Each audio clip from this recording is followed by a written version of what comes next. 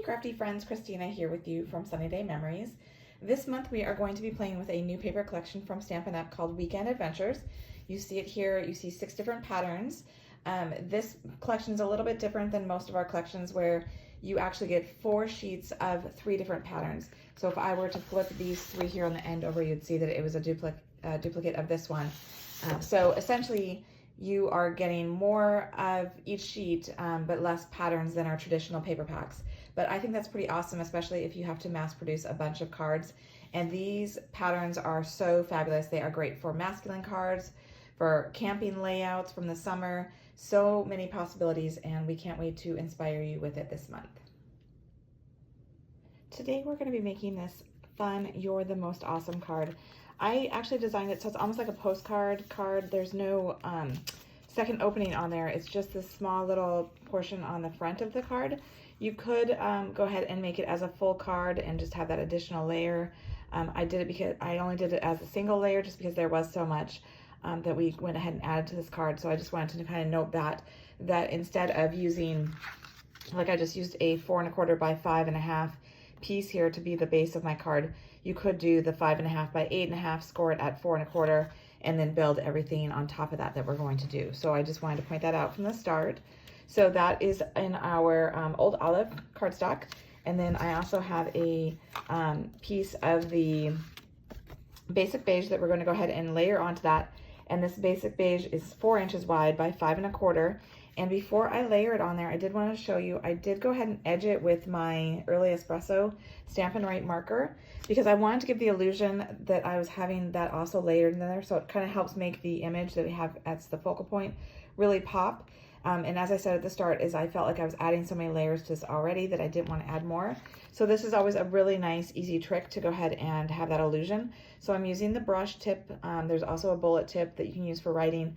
I'm just going ahead and I'm opening the cap, and then I'm just rubbing it along the edge, and it picks up the ink there, and it just adds that little bit of that Early Espresso, giving the illusion that there is an Early Espresso layer to the card. So we'll go do that all the way around, and then we will glue that onto the card base. So now this is centered, leaving that nice border of the Old Olive all the way around.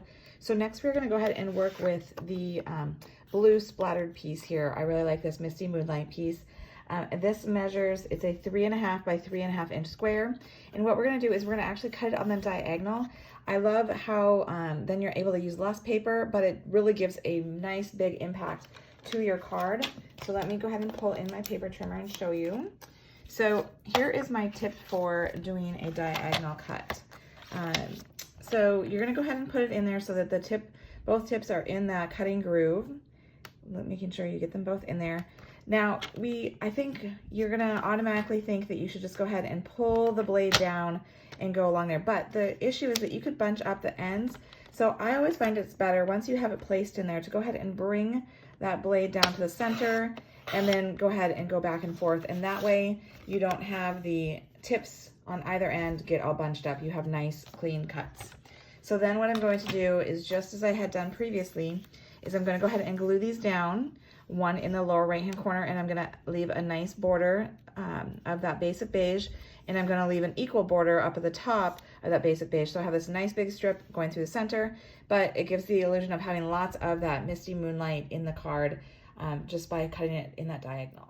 Next, we're going to go ahead and start creating the actual card here, the portion that they're going to actually open up on there. So to do that, I started by I wanted to have like a base to it. So I'm bringing back in that Old Olive, and this size is a 3 inch by 4 inch tall. And so I'm just going to go ahead and glue it down so it's centered on my card here.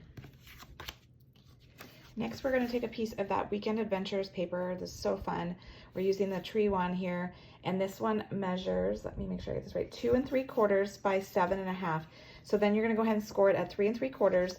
And so the one note that I wanted to point out is, if you have directional pattern paper like this is make sure that you're using it the correct way so that the trees are going to go upright, so that when you put it down, you wouldn't want to put it on here like this where the trees are going down. The recipient might not notice it, but as the card maker, I'm sure that you would notice it after you glued it down. So just keep that in mind when you're gluing it down. So we're going to go ahead and glue that down so it is centered on that Old Olive. So it's got that nice border all the way around. And then the nice thing about this card design that I really love is that you get to have both sides of the pattern. Like a lot of times we have to choose which pattern we're going to use on our project and one side doesn't get used, but this way you get to see both the trees and the cute little acorns. So because I wanted to be able to write something on the inside, I went ahead and I took a piece of the basic beige again, and this one measures a 2.5 wide by 3.5 tall, and then I'm just going to go ahead and glue that right here in the center so you can see that it makes for a perfect spot to go ahead and write a note. So let's go ahead and decorate the front now. All right, so I wanted to go ahead and have some more shapes in here since I have these fun triangles. So I brought in the meant to be, these fun hexagon dies, and I love these because when you go ahead and cut them out, I wanted to show you how you actually get 2 cuts with it. So you get the inside piece here that we're going to actually be using, and then you get the frame. So you could actually save the frame and use those for something else. Same thing with the old olive one that we're doing is I'm not going to use the frame for it, but I am going to go ahead and keep the frame because it makes for a fun accessory to a future project. So I have both the basic beige that I've done and the old olive, and with the old olive I took our new mini corrugated 3D embossing folder to go ahead and emboss this, so that way I get this nice texture to it. I think it's so fun, and so I have it going horizontal, and then I'm going to go ahead and glue that down so it's flush on there, and you'll notice it is going over the edges, which I am fine with. And then we're going to go ahead and start our stamping. So I did want to also mention that because this is embossed and it's got all these little nooks and crannies, I do tend to recommend using a liquid adhesive. For the rest of this card, I have been using a tape runner, but for this point, I am going to go ahead and use a liquid adhesive. I am not putting it very close to the edges because, as I pointed out, the 2 edges are going to go off the edge there, and I don't want any glue oozing out there. So I'm going to go ahead and center that so that it is tacked down and the 2 edges go over just like that. Very nice. Okay, and so then next we're going to go ahead and do our stamping. So I am using the Trusty Tools Stamp Set here. We're going to have the sentiment, "You're the most awesome," and then we're going to incorporate the paintbrush along with the 2 images that go with it to go ahead and color in the handle and add a little bit of paint to it, which I think is so fun to be able to add that paint. So we are going to start with the sentiment, doing that towards the top of the die cut. So I'm going to just move this up a little bit, and I'm going to go ahead and grab that sentiment, and I'm using my early espresso ink, making sure it's getting inked up good. And then I'm going to go ahead and stamp that all the way up to the point where the letters are just like right inside the die cut, so that I'm not going beyond that. So there will be a little bit of space above it. So you can see here I was kind of looking so the Y and the T were not going off the edge, and that's kind of how I gauged where I wanted to stamp that. So hopefully that helps you with that. And then next we're going to go ahead and we're going to bring in the pecan pie to do the paintbrush itself. I'm gonna grab that, and I'm going to do it at an angle. It is not going to fit all the way on there, so I am going to bring in my silicone mat so that way the ink can go off the edges, and then I can just easily wipe my silicone mat and it's not a big deal. Okay, so I'm going to go ahead and I'll go in here at an angle so that I can get as much of the paintbrush in here that I can, just like that.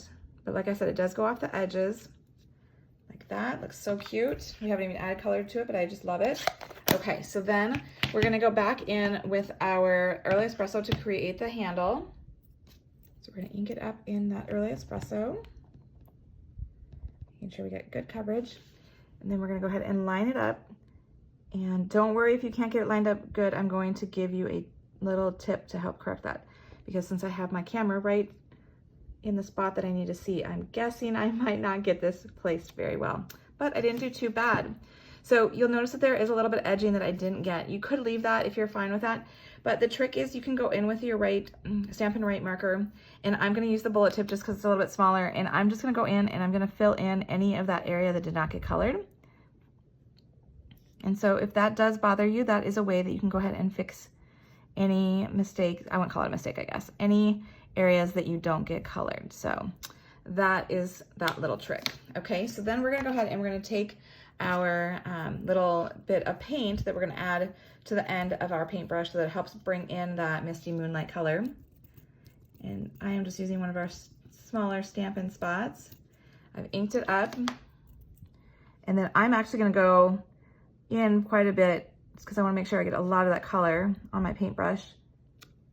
And then again, if you feel like you don't get the coverage that you wanted to, you can go ahead and bring in your Stampin' Right marker and just color in that end point here just to make sure that the paint does not look like it just all of a sudden ends. You want it to like go off that. Okay, see that really nicely? I think it just adds such a nice realistic look to it. And so then just like we did previously, I'm gonna do my marker tip again on the early espresso, and I'm gonna go around my die cut again to kind of create the illusion that I have it matted, and so without having to have that extra bulk. Okay, and don't forget to wipe off your silicone mat if you use that, your craft mat. And then again, because we're gonna go ahead and glue this onto, oh actually I 3D foamed it now that I look at it. I was gonna say make sure you use a liquid adhesive because of that, those bumpy spots. But we're gonna go ahead and use some Stampin' Dimensionals.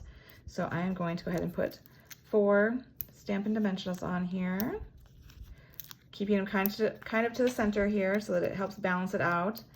There's no like indentation, no areas that aren't covered. And then I'm gonna go ahead and center it on my old olive one, just like that. And then to finish it off, I'm going to use our matte dots. I'm gonna use the basic beige, and I'm going to put a large and a small one here in the corner of our little card here. It just kind of helps guide even more that this is the point here. This is where we're gonna go ahead and open up the card. That's where the main part of the card is. So I hope you've enjoyed this. I hope that you've learned a trick or two by creating this card here. Be sure to like the video and subscribe to our channel so that you don't miss future videos. And until next time, stay crafty.